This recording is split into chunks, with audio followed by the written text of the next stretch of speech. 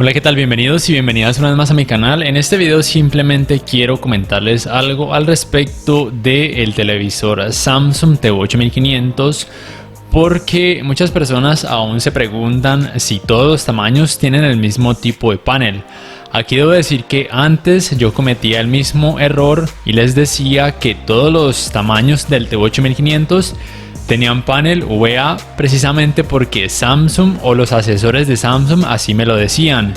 Sin embargo, gracias a un suscriptor que dice trabajar para Samsung, me escribía mucho que el tamaño de 65 pulgadas y también el de 43 tenían un tipo de panel conocido como PLS, que es una especie de IPS desarrollado por la marca coreana Samsung. La verdad, yo en ese tiempo era un poco incrédulo al respecto. Sin embargo, empecé a notar que muchas personas reportaban resplandores de luz en las esquinas en la versión de 65 pulgadas. Entonces ahí ya empecé a pensar que sí era cierto, y de verdad lo es. Ya confirmé que es panel PLS. Ahora entonces, gracias a un comentario de este suscriptor Iván García, quien me pasó el link a este canal que es Tutos TV.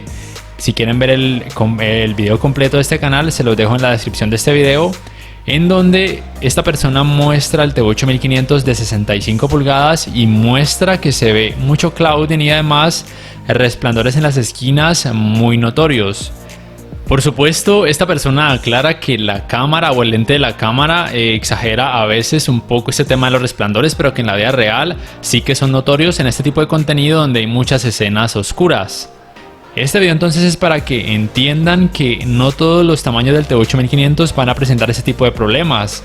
El que yo tengo es el de 55 pulgadas y, como ustedes pueden notar, no tiene problemas de clouding, por lo menos no perceptibles para el ojo humano.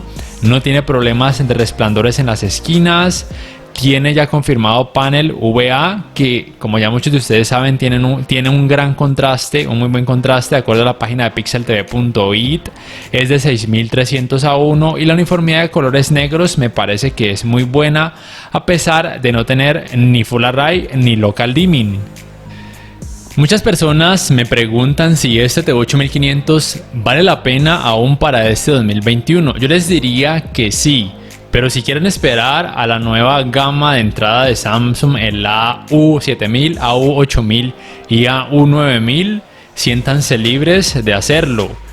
Hasta donde sé, las mejoras que van a tener los televisores de gama de entrada de este año, más que todo van a ser enfocadas en el apartado gaming. Al parecer van a incluir FreeSync. Tengan en cuenta que este TV8500 no incluye FreeSync, pero yo diría que en el tema de contraste y brillo, la verdad es que no creo que vayan a variar mucho.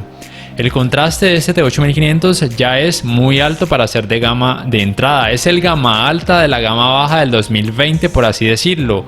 Que un gama baja tenga 6300:1 de relación de contraste nativa es algo muy bueno. Quizá en el tema del brillo se queda algo corto para aquellas personas exigentes. Tiene 330 nits en HDR. A mí me parece más que suficiente, teniendo en cuenta que la experiencia HDR depende del contraste y de las tecnologías. Este televisor soporta HDR10, HLG o Hybrid Lock Gamma y HDR10 Plus. Además, al no tener Full Array, no creo que la gama de entrada de este año vaya a incluir retroiluminación Full Array, porque sería muy costoso. Entonces, al no tener retroiluminación Full Array y mucho menos Local Dimming, el hecho de agregar más brillo a los paneles VA va a crear que el clouding sea más notorio. Por eso yo pienso que Samsung decide en la gama baja no agregar tanto brillo a sus televisores, porque precisamente no tienen ni Full Array ni tampoco Local Dimming o atenuación local, y por ende entonces si agregaran más brillo, el problema del clouding se notaría mucho más, lo cual sería muy molesto para muchas personas. Sé que algunas marcas, como por ejemplo Hisense o TCL, en sus televisores de gama baja o de entrada sí que agregan retroiluminación Full Array y Local Dimming para evitar todo este tema de mala uniformidad de colores negros, y al mismo tiempo añaden más brillo. Pero esto ya es algo de marcas que tienen precios más económicos. Tengan en cuenta que Samsung, por toda su trayectoria y reconocimiento a nivel mundial, pues sus televisores aún en la gama baja son relativamente más costosos teniendo en cuenta que manejan precios muy similares en comparación a TCL y Hisense, pero no incluyen retroiluminación Full Array ni local dimming. Pero bueno, ya saben entonces que si quieren este TV 8500, el tamaño de 50 y 55 pulgadas, que es el que están viendo en pantalla, tiene panel LCD tipo VA, no tiene problemas ni de clouding ni de resplandores en las esquinas. Y el tamaño de 43 pulgadas y el de 65 pulgadas tiene panel PLS, que es una especie de IPS de Samsung, que sí presenta más problemas de clouding y problemas de resplandores en las esquinas.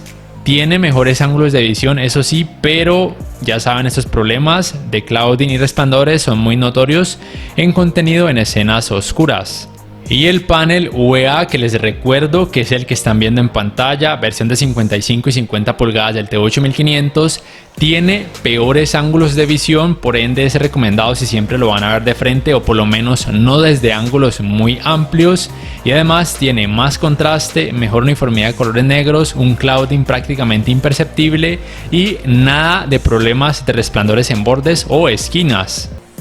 Bueno, ya para terminar, por aquí les dejo algunos videos interesantes que quizá quieran observar. Si este les ha gustado, les invito a que por favor le den me gusta, que además lo compartan en sus redes sociales, que se suscriban a mi canal si aún no lo han hecho, que activen la campanita de notificaciones para que puedan saber al instante cada vez que subo un nuevo video. Así además me ayudan a seguir y creciendo mi canal. No siendo más, me despido por el momento y hasta la próxima.